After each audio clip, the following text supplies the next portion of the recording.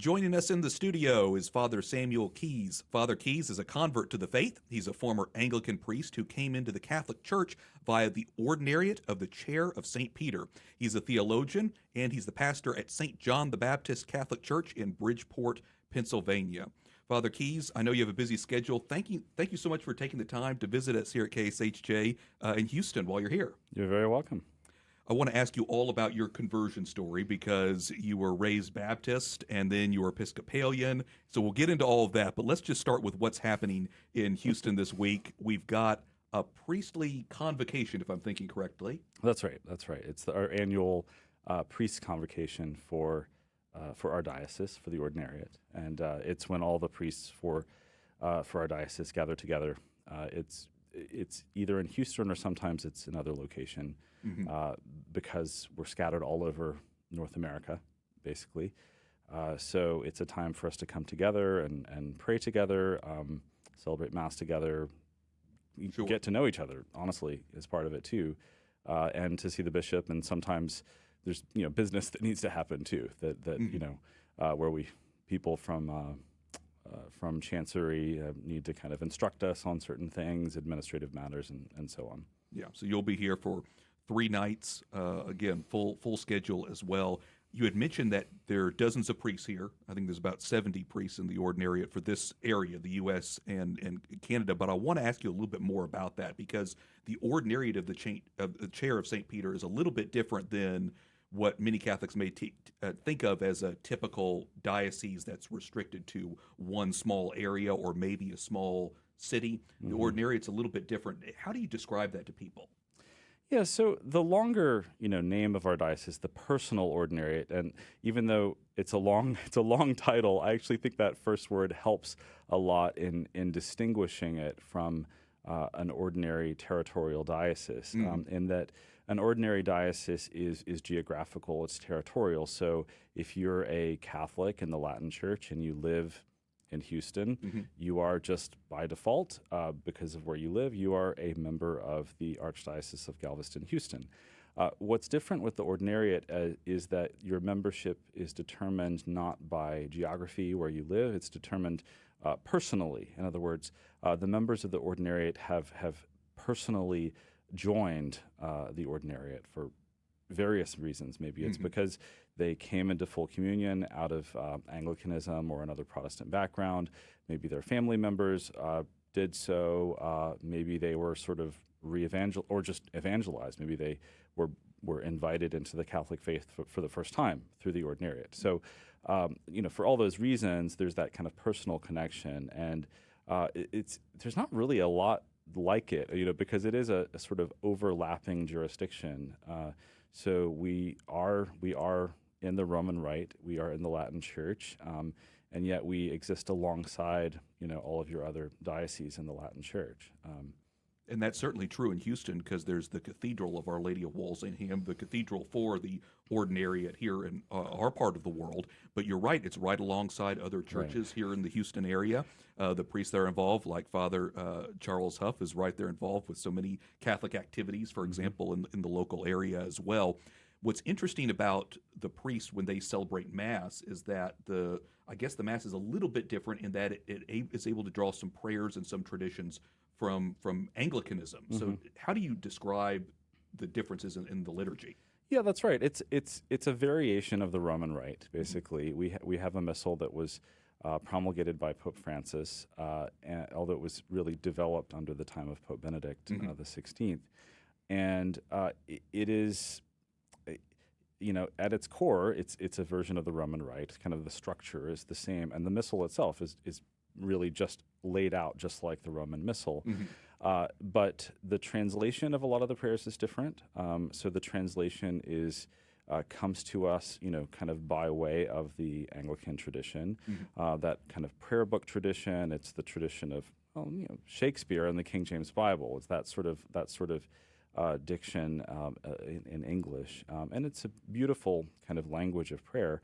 And much of the Missal is just the Roman Rite in that different kind of version, but there are certain prayers that do enter into it that were composed in the 16th century that are part of it's there's a sort of complicated set of ironies to it, right? That these are prayers which were composed after the separation of the Church of England from the full communion of the Catholic Church from Rome, and yet they're actually really beautiful prayers, which are, and I think in many of these cases they didn't really need to be adapted. They just Right. they're just good prayers, and so we've been able to keep those and as a sort of treasure that we bring with us, from Anglicanism. And those are some of, I think, for many of us, I would say that those are some of my favorite parts of, I think, our Mass. Some of those particular prayers. Probably I don't know if it's the best known one, but there's a prayer before Holy Communion that we call the prayer of humble access. That talks about. It's very similar in language to a prayer that's common in the Roman Rite. The Lord, I am not worthy to enter into your roof, but it's slightly different. It talks about we're not worthy to gather up the crumbs under thy table. But Yeah. thou, O Lord, you maybe heard it. And that's just a really lovely prayer that you're not going to hear anywhere else. Right. Yeah. That's so interesting to hear about just even the slight variations in those prayers.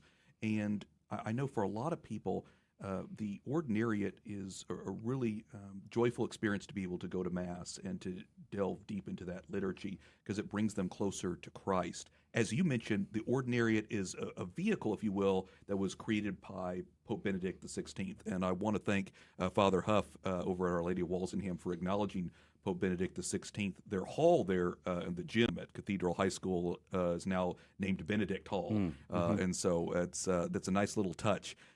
Thinking about that and thinking about, as you had mentioned, a number of people might come from a Protestant background, Anglican or Episcopalian. What do you think it is about that vehicle that has made it where it's easy for people to be able to make that transition, where maybe before it was harder, or there's just maybe another obstacle? Yeah, I mean that's a hard one because in the end it is very different for everyone. But I want to come back to that language of personal again because that's, I think a lot of us, our experience in the Ordinariate is that it is very personal, and that the parishes, they tend to be smaller, and they there are some large ones as you know here, but many of our communities are much smaller, and I think because of the background of many of the individuals and the clergy as well, who were not always Catholic, and so they know what it's like, and they are very intentionally Catholic in a way that's a little different from. I mean, you might be a very devout Catholic who's been Catholic all your life, but just on a formal level, when someone is received into full communion, you have to stand up in church and make a sort of oath and say that you solemnly believe that everything the Catholic Church teaches to be the Word of God, and you acknowledge the authority of the Church. Ordinary Catholics don't have to do that. I mean, you sort of implicitly do, right? By participation in the sacraments, right? But you have to say that, and so I think there is a level of intentionality even about a lot of our members where if you show up at an Ordinariate parish, and I think mine is like that. I mean, I have people who will show up and they're kind of new, or maybe they're kind of thinking about the Catholic Church, and they're going to be, I don't want to say swarmed, that's not the, but they're going to find like a coffee hour after Mass. There's going to be a whole bunch of people who would love to talk to them about their experience, coming into the Catholic Church, what their hang-ups were, what kind of finally persuaded them. And so that's a very different experience from, maybe your average like large ordinary parish where you show up and you get put into OCIA with a lot of other people, and there are probably plenty of places where you still get good kind of individual attention, but for us that really is often the norm, where you that experience is seen and understood too. I think because a lot of I say this. I was speaking to a group at a local kind of Catholic seniors group recently, and they were making some comments, and it became clear like some of them had no idea. Somebody made a comment about I think Methodists, and it was something along the lines of like, do they believe in Jesus? You know, and I think there are a lot of Catholics who just they're very limited in their experience of non-Catholics, Interesting.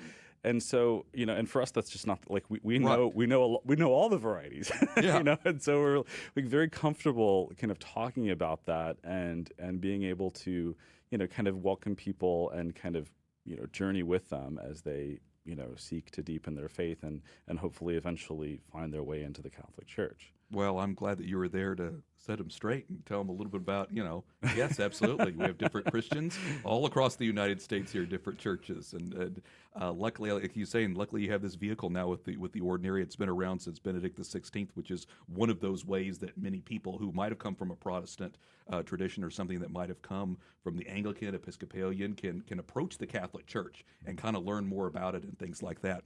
So I want to ask you about your own story, Father Keys, because, like I said, you were originally raised Baptist, then you ended up becoming a member of the Anglican clergy. Give me a brief overview here about how you came to your journey towards Catholicism. Was it a slow development? It was a slow development.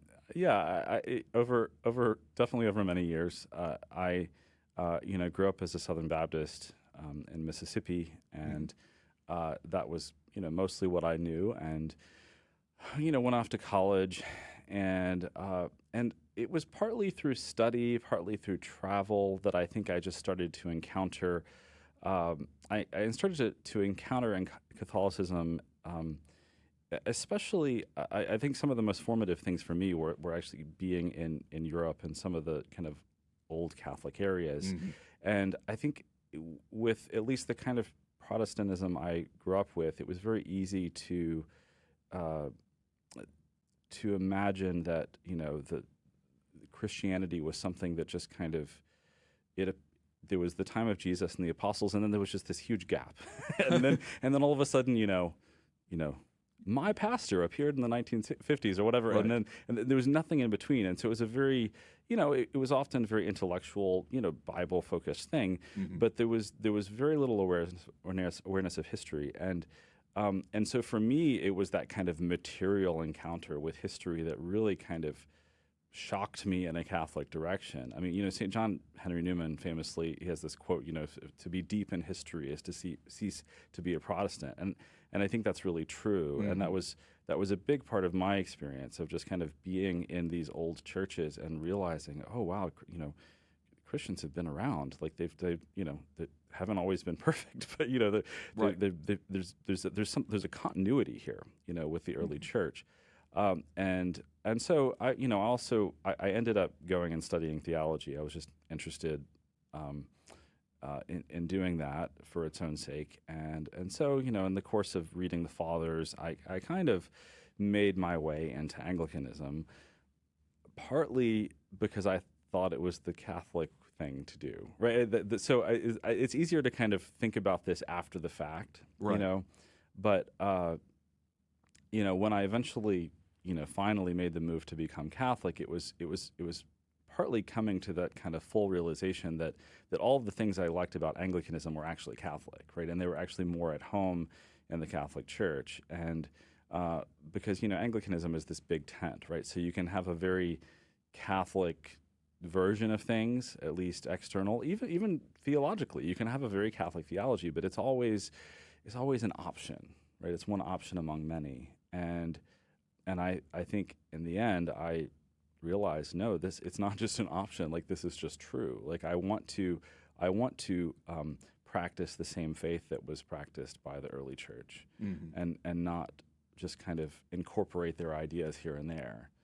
But I want to be part of that unbroken line, from the apostles. Yeah, I love that idea of communion, because when we go to Mass, we physically receive the communion, which, of course, we believe is the real presence of Christ, body, blood, soul, and divinity, not that it's just a symbol. And so I'm thinking about all of that, Father Keys, in the sense that we want communion together as Christians, and we receive communion together as a community at Mass. And so it has that underlying meaning that resonates throughout the church all across the world as well. I can imagine when you study all of that and look at all of that, that was an appealing idea for you to be fully with that, to be fully with the communion of the whole church.